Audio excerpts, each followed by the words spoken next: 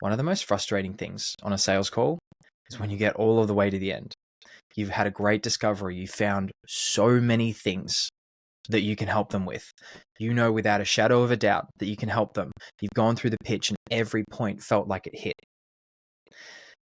Yet they still say that they feel as though they can do it themselves. And most sales pros, if they're being really honest, they'll say it's not a big enough problem to worry massively about, but it is a big enough problem to be frustrating and something that you want to get on top of. So what I'm going to do in this video, I'm going to take you through a tried and tested technique that I use and that works on your 0 to 1 type crowd, your escape the 9 to 5, people that are potentially, early in their journey, all the way up to your really high level, highly educated markets. But what I'll do first is I'm going to cover the typical response as well as why it's not as effective as we hope it would be. So the typical response.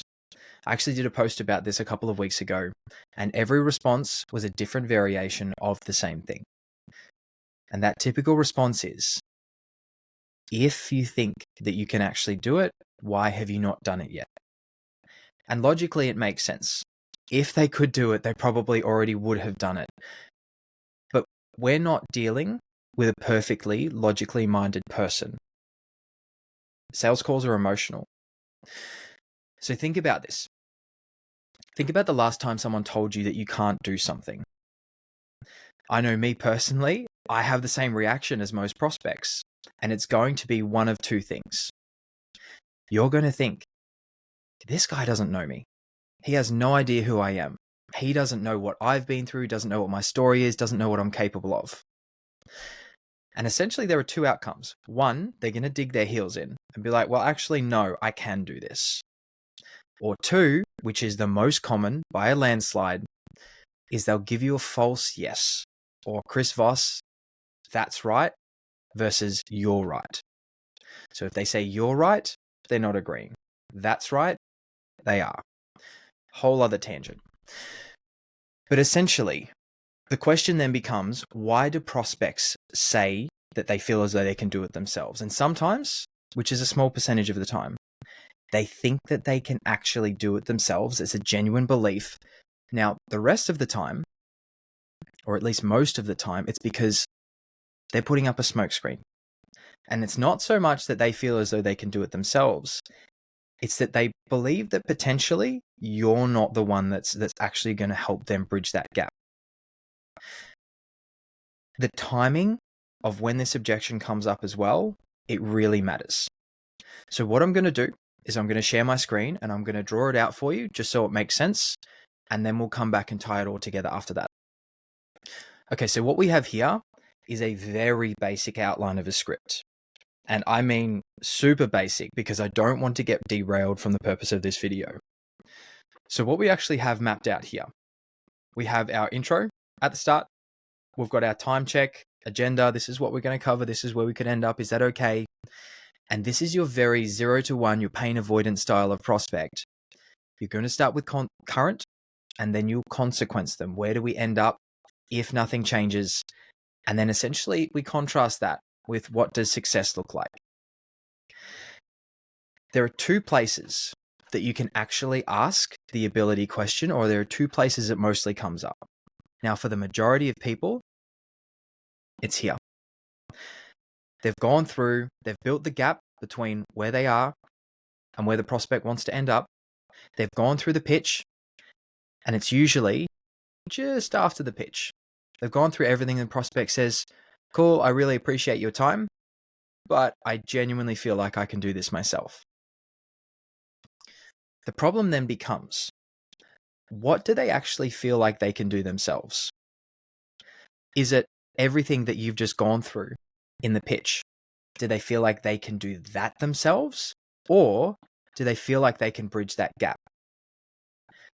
And then what happens is you're trying to objection handle something that you don't actually know what you're trying to overcome.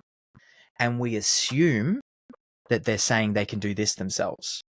But what you'll find, a good portion of the time, everything that you've just said, it didn't hit the spot.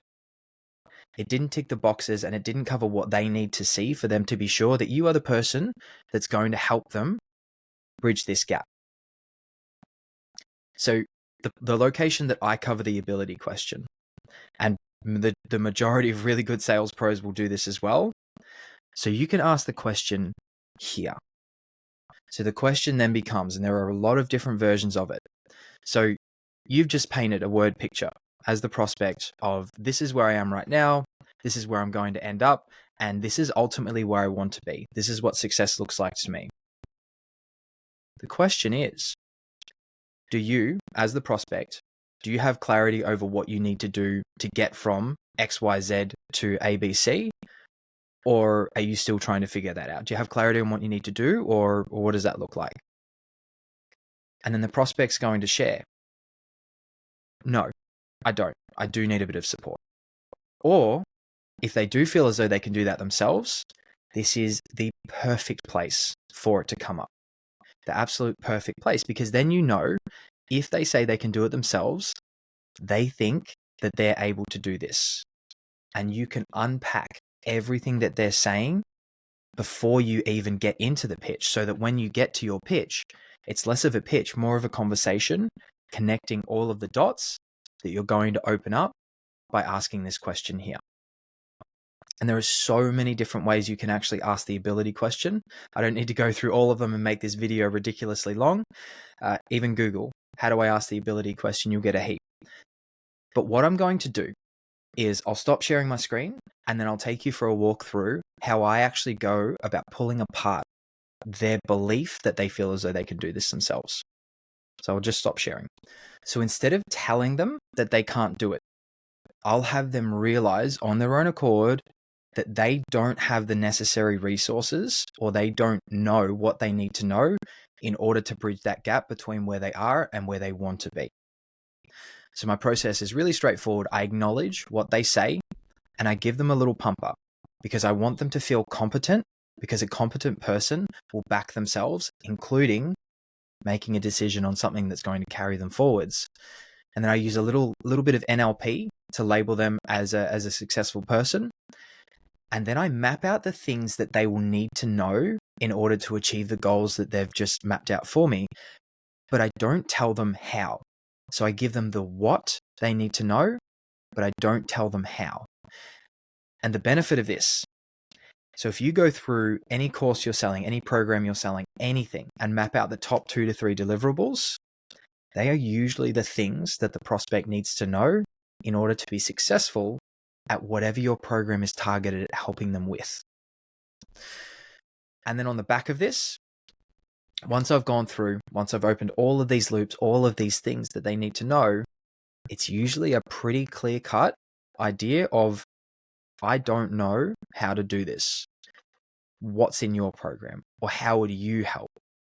And then all you do is you just connect the dots as part of your pitch. So as an example, you can use this in so many different niches. So I wrote a newsletter about this.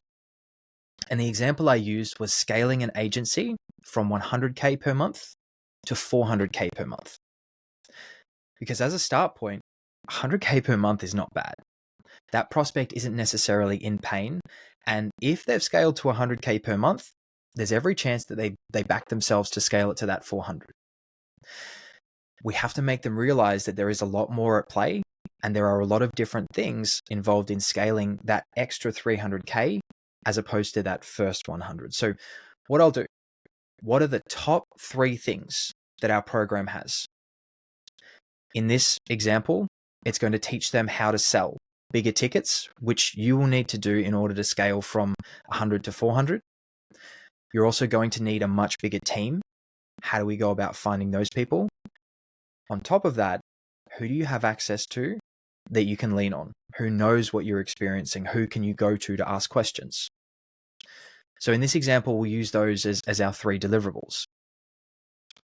So we start with the acknowledgement. No worries. I appreciate you letting me know. And there's a little pump up. Look, I can see why someone such as yourself, I can see why you've chosen this line of business and you've got yourself to a certain point. And the one thing that the most successful people that we've worked with, one thing we notice across the board with the people, whether they come on board with us at the point that you're at, maybe a little bit before, or maybe we get them, 18 months, 24 months down the track when they've tried to push through all of this, they say they came up against the same things and they can either bypass them or they can try and figure it out by themselves. But one thing as well, one big thing that they struggle with was going from that 10K ticket, 5 to 10K, which you mentioned you're doing at the moment, and then stepping up to the 50K tickets. So a question for you. So selling 50K tickets, have you sold an awful lot of those along the line and you're pretty clear on what you need to do to make that happen? And then they're probably going to say, oh, yeah, I've definitely done that. No worries. Maybe they actually don't need our help. But what will happen most of the time is that prospect will say, no, I haven't sold too many of them. Actually, I haven't really sold any. Okay, but how would you go about actually selling those bigger tickets versus the 5 to 10K ones you're selling now? I'm not too sure. Gotcha. Well, I mean, the other thing as well, the other really big thing is right now, it's just a one-man band doing 100K per month and you've got a VA. Pretty cruisy. But the one thing that those people that worked with us, regardless of the point, they said one big thing they came up against was scaling the team. Getting the team to the point, because what did get you to that 100K per month? It's not what's going to carry you to that 400K. But, a guy like you, obviously you're pretty connected. You'd probably have a bunch of people that you've worked with along the way that are prepared to jump across. I'll probably say, well, no, maybe a couple. Okay, and then they're probably going to ask, well, how many do you think I would need? And you'd say something like, scaling a team like that, you'd need at least 5 creatives and one salesperson, one CSM, and probably a couple of VAs. But do you have that in your network pretty readily good to go, or would you have to figure out where they came from? And they'd say, well, probably not, no. Where would you usually find them? And there we go, we've just opened up another loop. And then a big part of most programs is the community element. And the benefit for us, there are 2 parts to when someone says that they can do it themselves. Either I know how to do it, or I can go to someone else in my immediate network that has done this before that can help me, and I'm not going to have to pay them 20K. So then the third deliverable is community. So how do we pose that as a question? Well, we can go with an assumptive question. Say, someone like yourself, you've got a lot of experience in the industry as well. The other people in your network, the other people that you speak to pretty regularly, the ones that are starting an agency and have scaled to that 400K per month, when you ask them what you should do, what do they say? 99% of the time, they're going to have to say, well, I don't actually have anyone that I can lean on. Okay. So what we've got here is the 3 things that they need to know to scale, the 3 big problems to scale from 100 to 400Ks. They need to know how to sell 50K tickets as opposed to 5 to 10. They need to know how to grow a team and also train the team, which we didn't even touch on. And they also need to have other people to lean on, ask questions, and help them through. They don't have that either. And then at this point, you can say, okay, so based on everything that we've gone through, not having X, Y, Z, A, B, C, you do a bit of a recap. Do you still feel as though you've got the ability, or, you have clarity on what you need to do to get from here to here? Or is it more of a question of maybe you need to look at potentially what a bit of support would look like? Hypotheticals, nice, gentle questions. And they're going to say, well, what would you guys do in this situation? And then you just connect the dots with your pitch, because they've realized within themselves that, hey, maybe I don't have this sorted. We don't want them to feel incompetent at any point. We don't want to rub it in. We don't want them to have to accept or at least sit in it and feel like less. They've had that realization of, this is what I need to know to make it happen. I don't know how to do that. I need help. Help is in front of me. Then when you go through your pitch, well, actually, as part of our program, we have a sales training component where we ABC and XYZ. And then scaling the teams, you actually very much remind me of someone we work with. His name was Tony. And he came on board about 18 months ago. Same thing, just him, one VA. I think he was about 95 a month. And when we scaled his team, this is what we did. And this is how we showed him. And community, massive part of what we do. You're going to have access to a bunch of people who've walked in your shoes before. They've done everything it is that you're trying to do now. And having that access to people and being able to crowdsource those kind of questions, massive, absolutely massive. Obviously, be more detailed than that. But you open the loops. What they need to know. Can they do it? No. Have they realized that? Yes. Connect that with the pitch. That ability problem has been handled and it's not hostile. It's not confrontational. And this scales regardless of what kind of prospect you're speaking to. So how do you actually go about implementing this? So go through your course right now. Map out the top 2 to 3 deliverables, or you could say features of the program, but also, and it's usually a version of that. The features are we teach people how to A, B, and C.